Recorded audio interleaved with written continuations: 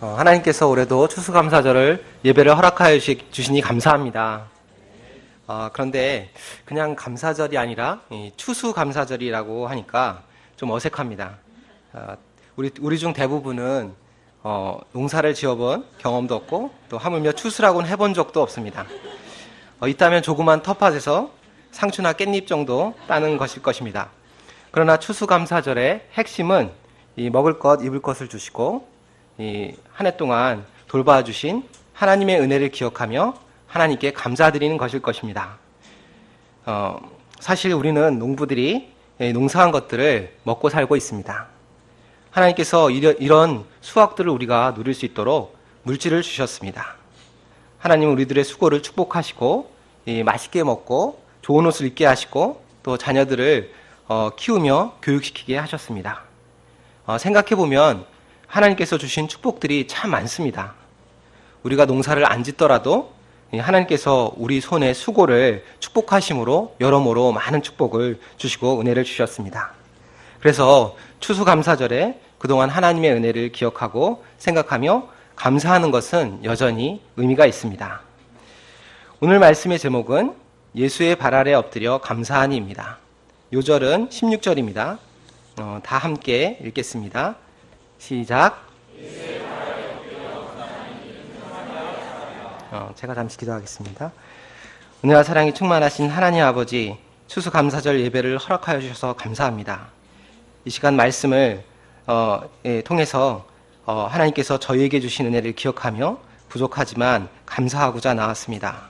이 시간 우리 각 사람에게 주신 은혜를 잘 기억하고 주님 앞에 엎드려 감사드리는 시간 될 수 있기를 간절히 기도합니다. 예수님 이름으로 기도하였습니다. 아멘.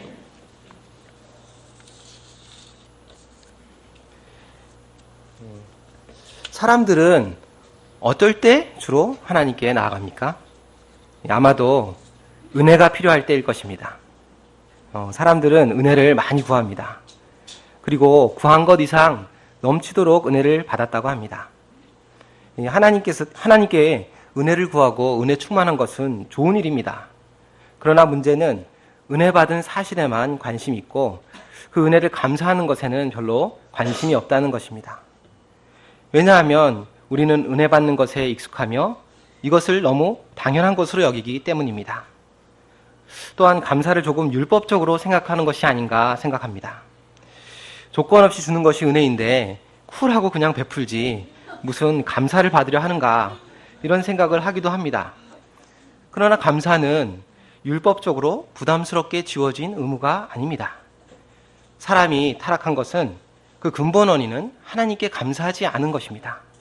그래서 사도 바울은 범사에 감사하라 하며 감사를 생활화하라고 말했습니다. 감사는 은혜를 기억하는 것에서부터 시작합니다. 그래서 감사는 은혜를 더 풍성하게 하고 그 풍성하게 하는 은혜 받은 사람들의 특권입니다. 하나님께서 은혜 건망증이 심한 우리들에게 감사절 주의를 허락하여 주셔서 이 감사의 특권을 행사할 수 있는 기회를 주신 것을 감사합니다. 오늘 말씀에는 불쌍하고 절망적인 처지에서 은혜가 간절히 필요했던 나병 환자의 이야기가 나옵니다. 이 시간 우리는 이 나병 환자가 어떻게 해서 예수님의 은혜를 받게 되었으며 또 은혜를 어떻게 잊지 않고 감사할 수 있었는지 생각해 보고자 합니다. 또한 감사를 통하여 나병 환자의 감사를 통하여 그가 또 어떤 축복을 더 누리게 되었는지도 배우고자 합니다. 오늘 말씀을 통해 우리들도 이 나병 환자와 같이 예수님께 받은 은혜를 기억하고 마땅히 드려야 할 감사를 드릴 수 있기를 기도합니다. 예수님은 제자들과 함께 예루살렘에 올라가는 중이셨습니다. 그때 사마리아와 갈릴리 사이 국경 지방의 한 마을에 들어가게 되었습니다. 이때 저 멀리 어둠의 기운을 풍기는 한 무리가 다가왔습니다. 지저분한 천으로 몸과 얼굴을 감싸고 쩔뚝거리며 오는 것이 마치 좀비와도 같았습니다. 그것도 한두 명이 아니라 때를 지어서 다가올 때 등골이 사늘할 정도로 무서웠습니다. 그들은 다름 아닌 나병에 걸린 10명의 환자들이었습니다. 나병은 문둥병이라고도 불리는 나균에 의한 만성 감염병으로 나균이 주로 신경 조직을 서서히 파괴시켜서 감각을 마비시켜 버립니다. 이로 인해 몸에 상처가 생겨도 잘 알지 못하고 반복적으로 감염이 되고 결국 사지와 얼굴이 문드러지거나 떨어져 나가 흉측한 모습으로 변하게 됩니다. 성경에서 나병은 깨끗하지 못한 부정한 병으로 간주되었고 저주의 상징이었습니다. 나병이 걸렸다고 해서 반드시 하나님의 저주를 받은 것은 아니지만 하나님께서는 저주와 심판의 목적으로 나병을 사용하신 경우가 있습니다. 유다의 우시아 왕은 강성해졌을 때 교만해져서 제사장에게만 허락된 분향을 하려 했습니다.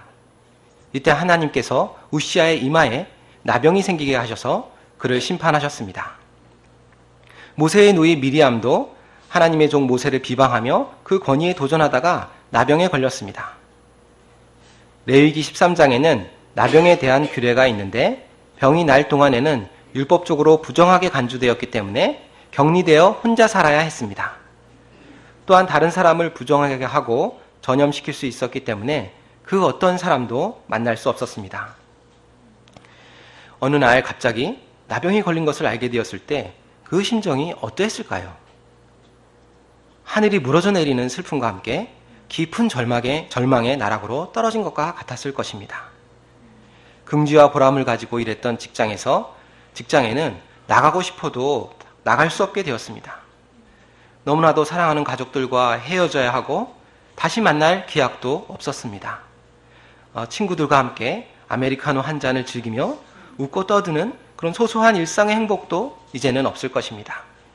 오직 그를 기다리고 있는 것은 흉하게 일그러진 추한 몸뚱이와 끝없는 고통, 슬픔, 그리고 지독한 외로움 뿐이었습니다. 하나님의 저주를 받아 버림받았다는 죄의식과 운명주의로 괴로워하면서 죽는 날만 기다리는 비참한 인생을 살 수밖에 없었습니다. 이런 그들이 서로 모여 살면서 나는 정통 유대인이야, 너는 더러운 사마리아인이구나, 이런 소리를 하고 그런 소리를 하지 않고 서로 불쌍히 여기며 살고 있었습니다. 그러던 어느 날 이 나병 환자들은 놀라운 소식을 들었습니다. 예수님께서 근처 마을에 오신다는 소식이었습니다. 그들은 이미 예수님께서 한 나병 환자를 불쌍히 여기시고 그 부정한 몸에 손을 대어서 깨끗하게 해주셨다는 사실을 알고 있었습니다. 절망의 끝자락에서 그들은 예수님께 희망을 발견하고 함께 나아갔습니다. 예수님 일행이 저 멀리 보일 때 그들의 마음은 뛸 듯이 기뻤습니다. 그러나 자신의 부정한 몸을 생각할 때 더 이상 가까이 가지 못하고 먼 거리에서 발을 동동 구르며 안타까울 수밖에 없었습니다. 하지만 그렇다고 이 한 번뿐인 기회를 놓칠 수는 없었습니다. 그들은 멀리서라도 소리를 높여 간구했습니다. 예수 선생님이여, 우리를 불쌍히 여기소서. 거리가 멀어 혹여 못 듣고 지나치실까 한 목소리로 힘을 다해 큰 소리로 외쳤습니다. 예수 선생님이여, 우리를 불쌍히 여기소서. 이 10명의 나병 환자들이 예수님께 구한 것이 무엇입니까? 저주와 더러운 가운데 죽을 수밖에 없는 자신들을 불쌍히 여겨달라고 구했습니다. 그들의 처지를 생각할 때 정말 딱하고 불쌍하기 그지없습니다. 젊은 나이에 한창 정복하고 다스리는 일을 해야 하는데 가족과 친구들을 잃고 흉한 모습으로 소망 없이 사는 그들은 그들 스스로 보기에 또 생각해도 너무나 비참하였습니다. 그들이 예수님께 내세울 것은 아무것도 없었습니다. 다만 불쌍히 여겨달라고 구할 뿐이었습니다. 지금의 비참한 처지에서 벗어날 길은 예수님께서 불쌍히 여겨주시는 것밖에는 아무것도 없기 때문입니다. 우리를 불쌍히 여기소서 하는 그들의 외침은 참으로 진실되고 절절한 간구였습니다. 다만 불쌍히 여겨달라는 이런 간구는 하나님의 마음을 움직이는 가장 호소력 있는 간구입니다.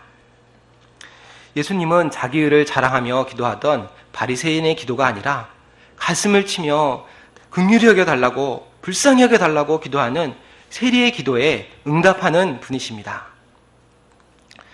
그런데 현재 우리의 처지는 이 나병 환자의 절박한 처지와는 좀 거리가 있어 보입니다. 예수님 만나기 전에는 정말 소망 없는 죄인이었다, 이렇게 얘기는 하지만 지금은 처지가 좀 나아졌다고 생각합니다. 이 나병 환자와 같이 그렇게 비참하지는 않다고 생각합니다. 그래서 주님, 우리를 불쌍히 여겨주세요 하고 하는 절절한 기도가 잘 나오지 않습니다. 대신에 주여, 우리를 조금만 불쌍히 여겨주세요 기도합니다. 아주 약간만 불쌍히 여겨주시면, 긍휼히 여겨주시면, 요 조금 부족한 2%만 채워주시면 아무 문제 없이 잘 살아갈 것으로 착각합니다. 그러나 결코 그렇지 않습니다.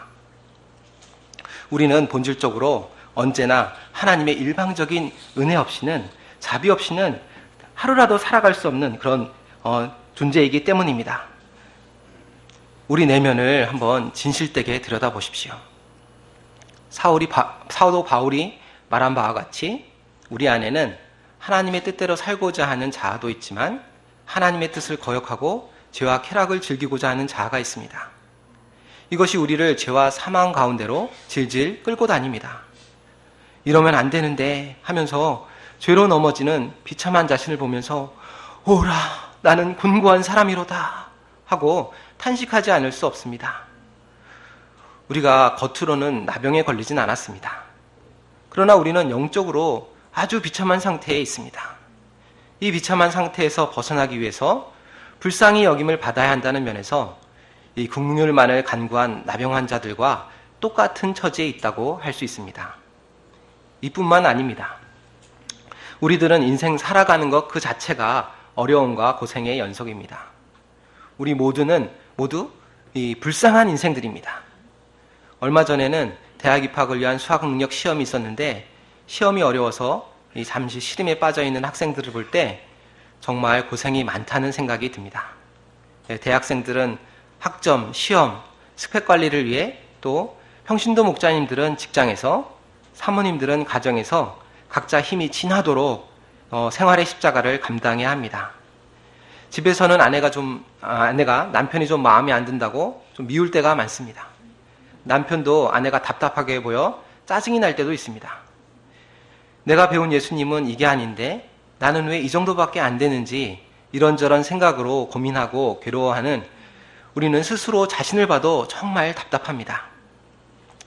이것저것을 생각하다 보면 정말 힘들어서 주여, 나를 불쌍히 여겨 주십시오 라는 말이 절로 나올 때가 있습니다.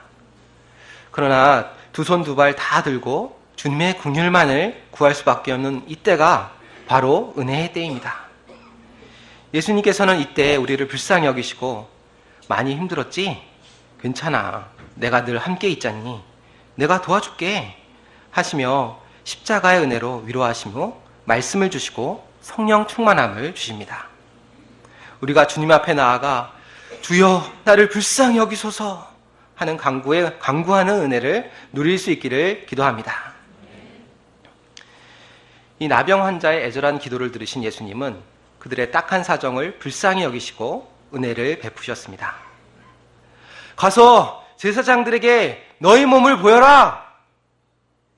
당시 제사장은 이상한 피부병에 걸린 사람들을 진단하여 격리시키고 그것이 나음을 받았을 때는 이를 검사하여 정상하며 완치 판정을 내리는 일을 하였습니다.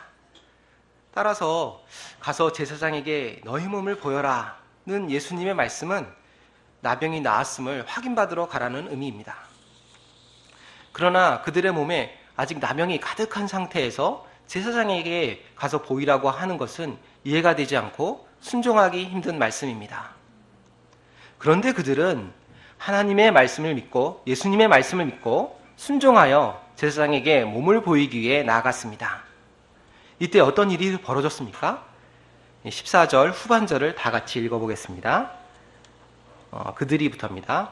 시작. 가다 보니 이상하게 풀린 다리에 힘이 생기는 게 느껴졌습니다. 눈도 좀 잘 보이는 것 같고 숨쉬기도 한결 편해졌습니다. 얼굴에 상쾌한 바람이 살랑살랑 느껴졌습니다. 뭔가 이상했습니다. 옆에 지나가는 친구의 얼굴을 보니 그의 피부가 뽀얗고 깨끗해져 화색이 돌았습니다. 더 이상 쩔룩거리지도 않고 뛰고 있었습니다. 나를 보니까 나도 뛰고 있었습니다. 나도 깨끗해져 있었던 것이었습니다. 함께 가던 10명의 나병 환자는 서로 깨끗해진 얼굴을 보고 서로 놀랐습니다. 자기 살 만져보고 놀라고 서로의 살도 만져보고 놀랐습니다. 와, 나병이라는 그 깊고 어두운 터널을 빠져나오는 환희의 순간이었습니다. 나병으로 인해 잃어버렸던 모든 것을 온전히 되찾는 은혜의 순간이었습니다. 예수님의 은혜로 인해 그들은 이제 완전히 새로운 삶을 살게 되었습니다. 그들은 서로 얼싸안고 기쁨의 눈물을 흘렸습니다. 그러면 이렇게 큰 은혜를 받은 나병 환자들은 어떻게 했습니까? 15절, 16절을 보십시오. 다 같이 읽어보겠습니다. 시작.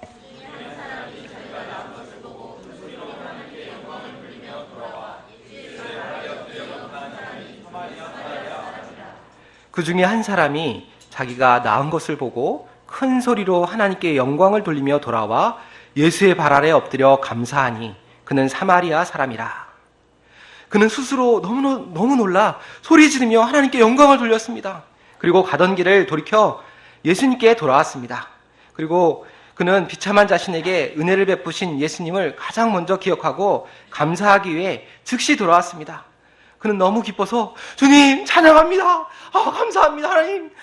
주님 찬양합니다. 감사합니다 하고 소리 높여서 외치면서 자기를 고쳐주신 예수님께 달려나왔습니다. 그리고 새로 생긴 다리 근육을 이용해서 빨리 주님께 달려왔습니다. 그는 예수님께 드릴 것이 없었습니다. 그렇지만 그 발 아래 엎드려 온몸을 예수님께 드리면서 은혜에 깊이 감사하였습니다. 이 모습은 큰 은혜가 되고 아름다운 모습입니다. 이 나병 환자의 모습은 감사의 좋은 예로서 감사가 서툰 우리에게 감사는 이렇게 하는 것이다 라는 것을 가르쳐 줍니다. 첫째로 그의 감사를 통해서 감사는 은혜 받은 즉시 해야 한다는 것을 배웁니다. 감사해야 할 시기를 놓쳐버리면 받은 은혜의 감격이 사라지고 감사하는 마음도 식어버립니다. 저는 하나님께 감사할 일이 있어서 감사 언급을 준비하고 감사 제목까지 써서 성경에 꽂아 놓았습니다. 그러다가 깜빡하고 하지 못한 때가 있었습니다. 어쩔 수 없이 다음 주에 드려야 했는데 시간이 지나고 나니 이미 준비한 헌금이라도 아까운 마음이 들었습니다. 감사를 미루게 되다 보면 기쁨보다는 의무감으로 하는 메마른 감사를 하게 됩니다. 그래서 감사는 결코 미룰 것이 아닙니다. 감사하는 마음이 아직 따끈따끈할 때, 은혜의 감격이 살아있을 때 해야 하는 것입니다. 둘째로 사마리아인의 감사를 통해서 우리는 감사의 대상을 분명히 해야 함을 알게 됩니다. 그는 자기가 깨끗해진 것을 알고 하늘을 우러러보고 하나님께 영광을 돌리고 끝낼 수도 있었습니다. 다만 함께 이 나병으로 고생하던 동료들에게 너희들 때문에 힘든 시간을 견딜 수 있었어 라고 꾸벅꾸벅 감사의 카톡을 날릴 수도 있었습니다. 그러나 그는 가장 먼저 감사를 드려야 할 대상이 누구인지 정확하고 분명하게 알고 있었습니다. 바로 자신을 불쌍히 여겨 놀라운 은혜를 베풀어 주신 예수님이었습니다. 그는 즉시 가던 길을 돌이켜 예수님께 나와 그 발 아래 엎드려 감사했습니다. 우리도 은혜 받은 일로 인해 감사를 표현해야 할 사람들이 주변에 많이 있습니다. 우리에게 크고 작은 은혜를 베풀어 준 분들에게 감사하고 보답하는 것은 한 인간으로서 마땅히 해야 합니다. 그러나 가장 먼저 감사해야 할 대상에게는 오히려 감사에 인색한 경우가 있습니다. 대표적으로 우리는 부모님께 대해 감사하는 것에 인색하지 않은가 하는 생각이 듭니다. 부모님의 은혜를 생각할 때 그 은혜는 나에게 호의를 베풀고 배가 고플 때 밥 한 끼 사준 그런 사람들의 은혜와 비교할 것이 아닙니다. 그런데 이상하게도 날 낳아주실 뿐 아니라 온갖 희생과 수고로 양육해 주시는 부모님의 큰 은혜를 너무나 당연히 여깁니다. 감사하기는커녕 오히려 남들보다 못해 주었다고 불평하며 짜증낼 때가 많습니다. 대학병원의 어떤 한 의사는 자기는 기독교인을 안 좋아한다고 했습니다. 이 병이 나오면 하나님께 감사해야 한다고 하면서 정성껏 수술하고 고쳐준 자기에게는 별로 감사하지 않는다는 것입니다. 이렇게 하는 것들은 이 감사를 마땅히 드려야 할 분들에게 깊은 상처를 주는 어리석은 행동입니다. 그런데 문제는 우리가 이런 어리석은 행동을 예수님께도 자주 한다는 것입니다.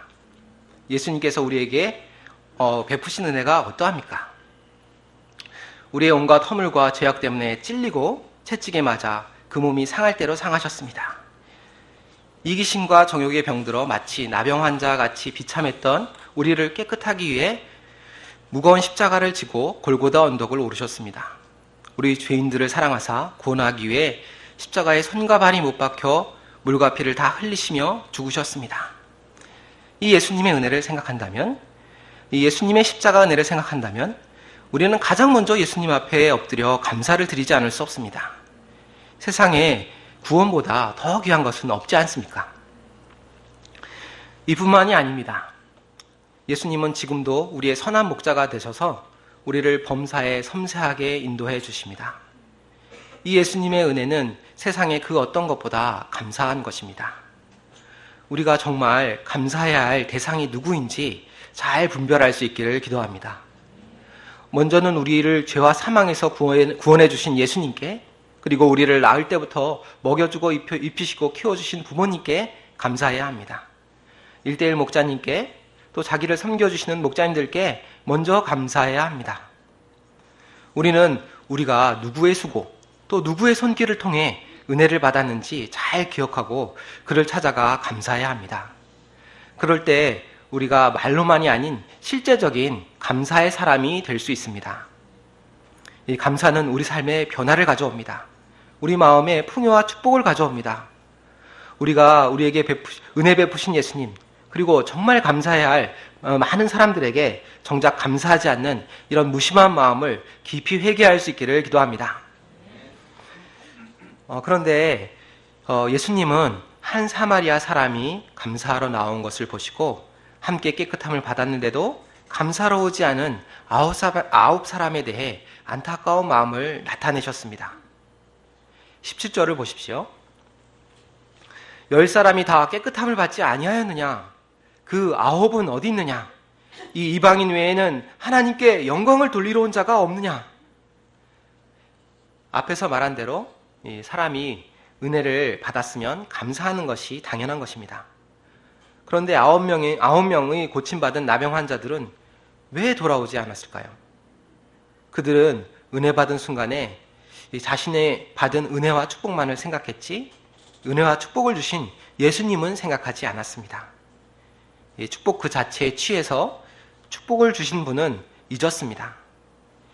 자기 몸을 제사장에게 보이고 빨리 가족들과 친구들을 만나 이 기쁜 소식을 전하고 싶었습니다.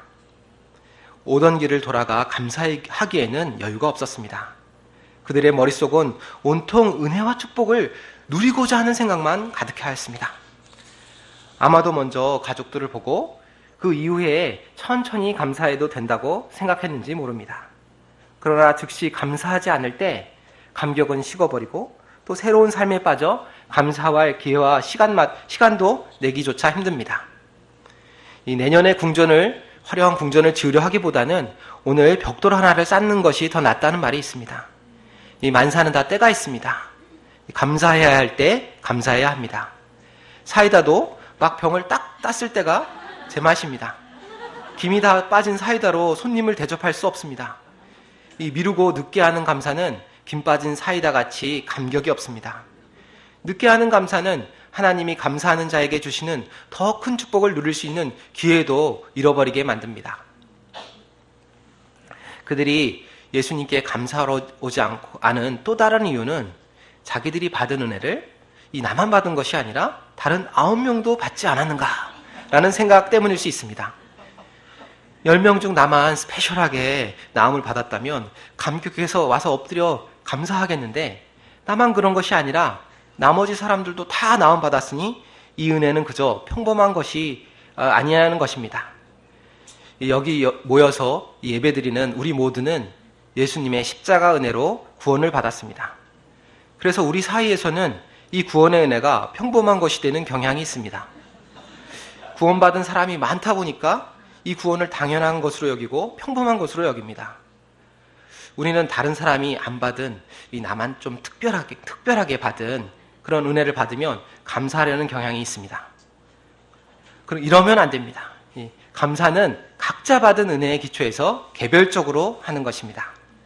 주께서 나를 구원해 주시지 않으셨다면 나는 지금 어디서 무엇을 하고 있을까요? 인생의 의미와 목적도 모른 채 술에 취해 비틀거리다가 제기시장 한 구석에 쪼그려 토하고 있지 않을까요? 우리를 무서운 심판에서 건져주신 이 은혜는 다른 사람과 비교할 대상이 아닙니다. 그것 자체로 아주 특별한 것입니다.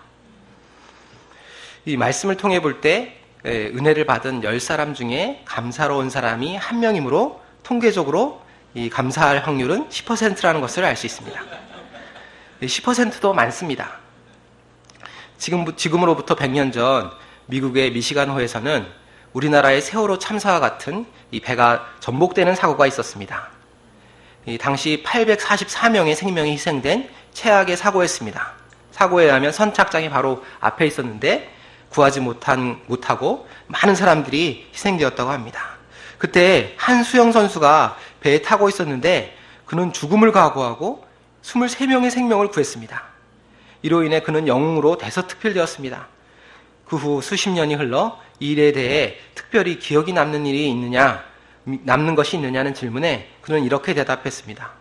23명 가운데 내게 다시 찾아온 사람은 한 사람도 없었다는 사실이 기억에 남습니다. 그러니까 구원받은 사람들이 나만 구원받았나? 다른 사람도 구원받았는데 이런 식으로 생각하면 감사를 할 수 없습니다. 감사한다는 것은 생각처럼 쉬운 것이 아닙니다. 감사도 겸손해야 할 수 있습니다.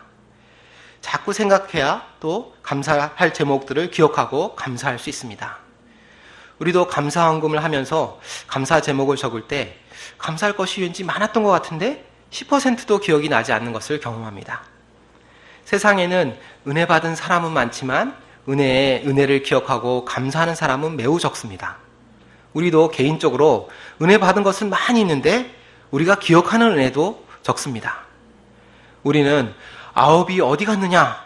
라고 물으신 예수님의 말씀을 잘 기억하며 이제부터는 감사로 새로운 삶을 살 수 있기를 기도합니다. 예수님은 은혜를 잊지 않고 돌아와 엎드려 감사한 이 사마리아 사람에게 이렇게 말씀하셨습니다. 일어나 가라. 내 믿음이 너를 구원하였느니라. 예수님은 내 믿음이 너를 구원하였다고 그에게 구원을 선포하셨습니다. 가던 길에서 돌아와 감사한 이 사람만이 이 축복의 말씀을 듣게 되었습니다. 예수님은 은혜를 잊지 않고 감사함으로 은혜를 감당하는 사람에게 더 큰 은혜를 주시는 분이십니다. 지난주 저는 포롱 선교사님과의 성경 공부 시간에 저는 모세 목자님을 뒤에서 만났습니다. 이 모세 목자님은 제게 미소를 지으면서 제 눈앞에서 스마트폰을 만지작거리시며 제게 문자 메시지를 보낼 것이 있다고 말씀하셨습니다. 순간 저는 제게 어떤 사명이 떨어질 것이라는 것을 직감했습니다. 곧이어 문자를 알리는 진동과 함께 감사 주일 메시지라는 문자를 확인할 수 있었습니다. 저는 왜 저예요? 하고 강하게 눈빛으로 어필하였습니다. 그러나 어차피 어필해도 소용없다는 것을 알게 입으로는 순순히 예 하고 대답했습니다. 처음에는 메시지 강사가 되어 감사를 강요받는 것이 아닌가 힘든 생각이 들었습니다. 그러나 말씀을 준비하면서 메시지를 통해 하나님께 감사할 수 있는 기회가 있다는 것이 너무 감사했습니다. 왜냐하면 감사 메시지를 통해서 불쌍한 저를 예수님께서 얼마나 긍휼히 여기시는가 기억하게 되었고 이로 인해 제 마음에 십자가 은혜가 다시 충만해졌기 때문입니다. 부모 없는 울면과 슬픔에 울던 자를 예수님께서는 십자가 은혜로 구원하시고 아름다운 아내와 멋지고 건강한 두 아들을 둔 화목한 가정의 가장이요 또 대학병원에서 진료하고 가르치고 연구하는 교수로 세워주셨습니다. 지난해 1년에는 1년간 미국에 연수를 다녀오고 새로운 공부도 하게 하시고 또 애리조나 템피 센터에서 한 달에 한 번 영어 메시지를 섬기고 동역하며 배우는 축복된 기회도 주셨습니다. 그러나 저는 마음이 부유해져서 이 모든 축복이 제가 조금 유능하고 잘났기 때문에 주어진 것이 아닌가 착각하기 시작했습니다. 그러나 하나님께서는 제게 승진 문제로 훈련하셨습니다. 이 문제 앞에서 제가 얼마나 근거 없이 교만하고 불평이 가득하며 감사할 줄 모르는 자인가 깊이 깨닫고 회개하게 되었습니다. 그리고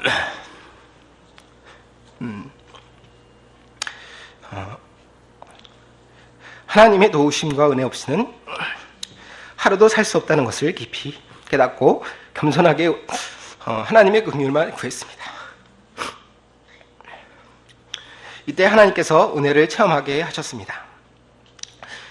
제가 예수님께서 저를 불쌍히 여겨주시지 않으시면 하루도 살 수 없음을 늘 기억하고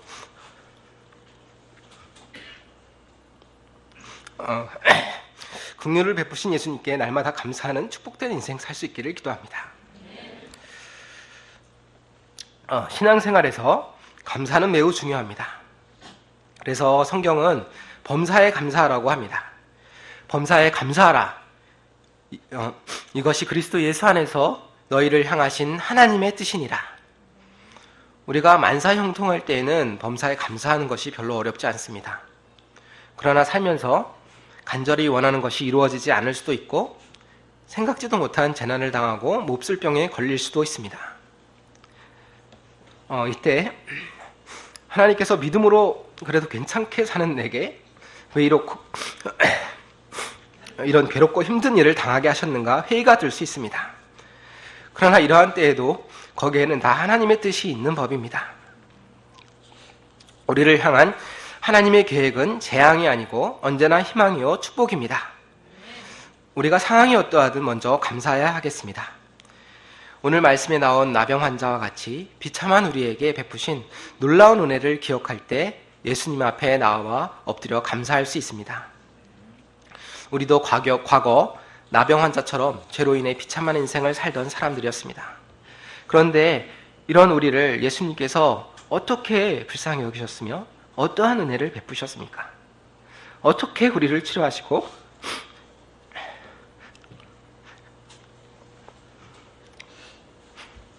새로운 삶을 살게 하셨습니까?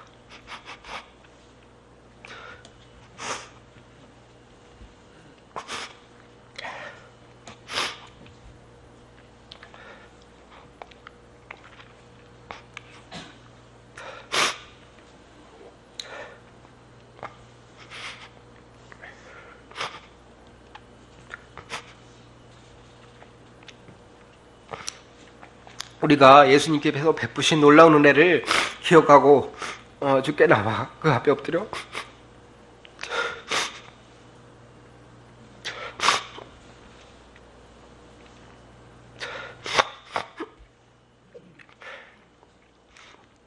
진심으로 감사하는 사람들이 될 수 있기를 기도합니다. 감사가 하나님을 영화롭게 한다고 하지 않았습니까? 우리가 감사할 수 있다면 그러면 다 된 것입니다. 우리가 이 감사절에 우리 인생과 지난 1년 동안 베풀어 주신 하나님의 은혜를 기억하고 감사함으로 감사하는 기쁨이 충만할 수 있기를 간절히 기도합니다. 제가 기도하고 마치겠습니다. 은혜와 사랑이 충만하신 하나님 아버지, 저희 인생 동안 그리고 지난 1년 동안 주님께서 베풀어 주신 은혜는 정말 한량 없음을 깨닫고 감사를 드립니다. 그러나 저희들은 은혜와 축복에만 관심이 많고 정작 은혜를 주신 예수님께 관심이 없고 감사하게 인색한 것을 깨닫습니다. 이런 우리들을 예수님께서는 안타까워하십니다.